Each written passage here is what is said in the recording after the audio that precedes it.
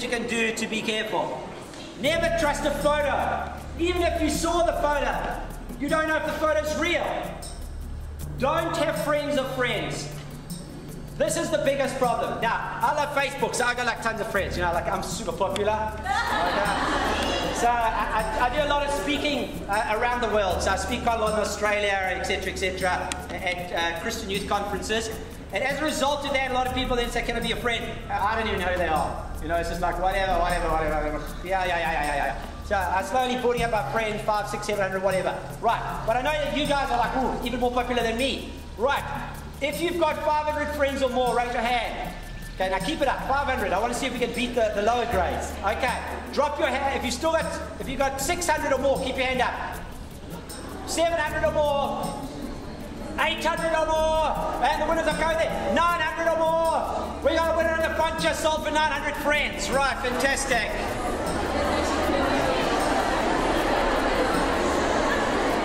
Okay, here's the problem. You see, I got all these friends and I don't know who they are. And one person wanted to be my friend. He said, hey, can I be a friend? I'm like, yeah, whatever. The way he asked was a little bit weird, but anyway, it was cool.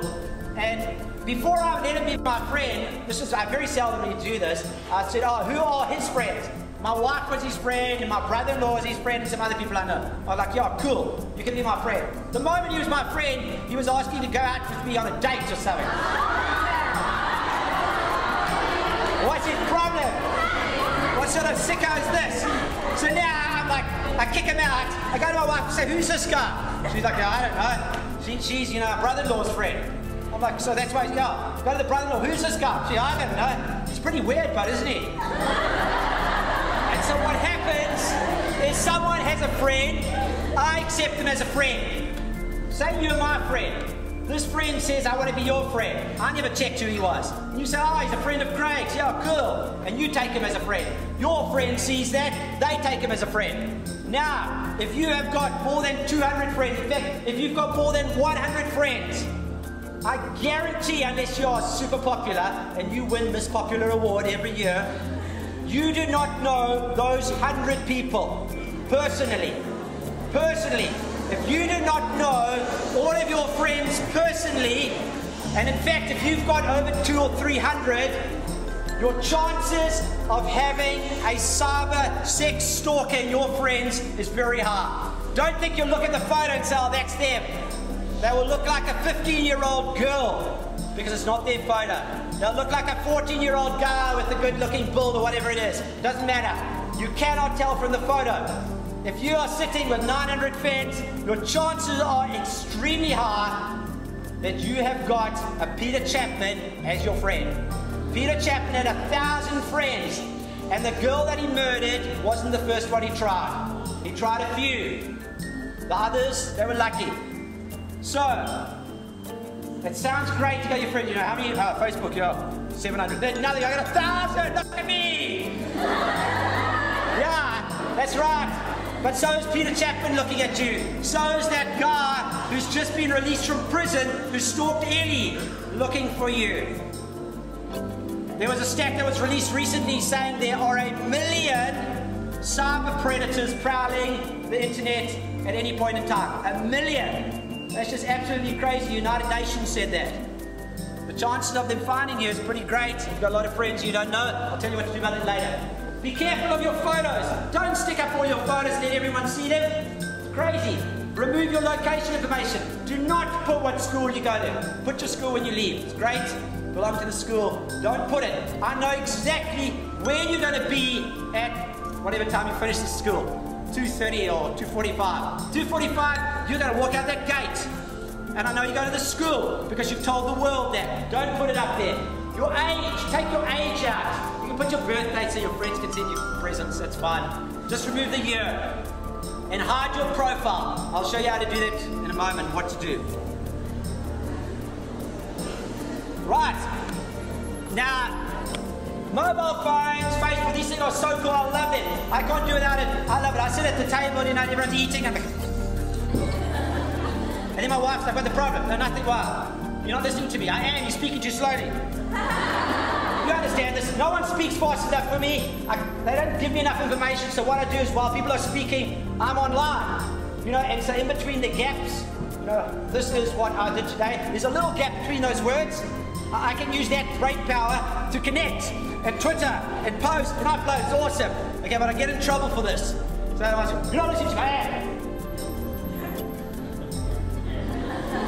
It's pretty hard. And so sometimes it's not good manners. There are etiquette. There's etiquette with these things. The technology is great, but let's also be a little bit sensible and have some manners. Here is Gabby. She'll teach you. Cell phones are great for keeping in touch with people, but when you're on a date, you have to be careful how you use them. Gabby only glances at her cell phone when it's appropriate, like whenever her boyfriend Greg excuses himself from the table. If her phone rings while he's talking to her, she immediately switches it to silent mode. This politeness makes Greg want to keep dating Gabby. Later, he will propose to Gabby, she will say yes, and they will live long, happy lives together. Unlike Gabby, Gertrude constantly stays on her cell phone, sending text messages to friends, updating her Twitter status, and even calling other cute boys to flirt with them, right in front of Greg's face. These behaviors make Greg not want to be her boyfriend anymore. Later, Greg will break up with Gertrude, and she'll have to get a cat to keep her company. Be a Gabby, not a Gertrude. This message brought to you by Intel, who encourages... Right, so you want to be a Gabby, you want to get married one day, you want to just have a stuffed cat. Right, so be responsible, try and think about others when you're using your phone, and be considerate. When you're in a group, if it's going to bug other people, if they're going to realize that you're not listening to them, don't do it. Just be a little bit thoughtful. Right, so just to bring our lessons together. No chat sessions with a stranger. A stranger is not someone that you've known online for 15, 17 years. It's irrelevant. If you've never met them in real life, they can still call it a stranger. Know your friends. They may be your friends and you've got 800 of them, 500 of them, 400 of them. Make sure you actually know. Ask your friend who you got this friend from. Do you know this person? No? Oh, man. Can't be worried. Never give out personal details. Never. You know this, but you're all doing it. You're putting on your schools, your date of birth, when you're going to go to the pavilion. Never meet people in real life. But of course, there are good stories. I know lots of people. There's a girl that works with us, our research assistant. She met her boyfriend online. Okay, but even that story, I should have got her here. She's doing her research in this area. Eventually, she married the guy that didn't turn out so good. But these things sometimes work out well. You sometimes have happy relationships. If you want to meet someone, make sure you're going with someone who's responsible. Minimal photos. Group is better than single photos. Would you be happy for your Facebook to be printed and stuck up? I spoke to your teachers and they said, what we're going to do is we're going to ask your parents to print out your Facebook, your posts, wall posts and photos, and then we're going to stick them all up around the school. So everyone can browse and see. You wouldn't want to do that, yet for a lot of you, it's available. Your teachers, other people out there, anyone can go and read it. It's public. Understand, Facebook is not private. It's not like a little diary. Dear diary, I love Pete. Okay? It's not that. It's public. You're putting it out there for the world to see. And it's very public if you don't do something about it. Be very careful what you upload. You put a photo of yourself, you know, you got this new fancy bikini, and you like it, you stick it up and you're like embarrassed, and then you pull it down. Digital is forever. If anyone saw that photo, they can copy it and repost it. That guy who was caught, who was stalking those two girls in London, their photos were all on his site. He went to their site, copied them and stuck them on his site. If you put it up, it's there forever. Be very careful. Be considerate when you use your phone. And very importantly, the friendly 12-year-old girl is not so friendly, not so 12, and not so girl. Right, why are we telling you all of this? We're telling you because we care. If you had crazy teachers, if you had crazy parents, if you had parents who didn't care, they would be like this. And we're hoping that your parents, your teachers, I'm sure, are not like this.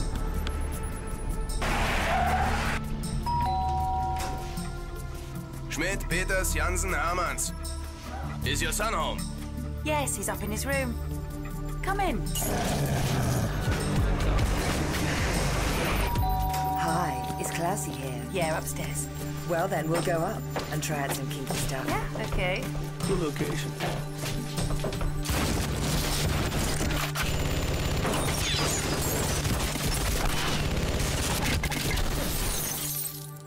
close. There. Good afternoon. Hello. Is this little Anna? You've got a nice bunny. Come on, I'll show you a real bunny. In real life, you would protect your children. So why not protect them on the internet?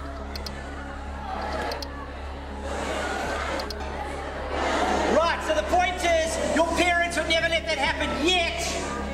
That's happening and worse when you are letting your 200, 300, 500, 1,000 friends into your lives and you don't know who they are. It's all about being clever. Be very careful. And whatever you do, if young Freddie, he's 17 and he's built like mad, he's unbelievable. He's awesome and he loves you. He's chatted to you for 2 years. He's coming from England. He understands you. He's going to give you a car. He wants to meet you. Fantastic. Arrive with Dad if he's 7 foot, a Rottweiler, and whatever else you need. And meet Freddie. And if Freddie gets chewed to bits, and he is only 17, you can always get stitched together, you can get married later. But if he doesn't turn to be Freddie who you thought, you'll be safe. Okay. Right, so, technology's cool. Look at the hands-free that we can have. We love cell phones. But that's nothing. Well, that's for the guys. You see what the girls, you guys are much more fashion conscious, you wouldn't do that, that's ugly. Look at that.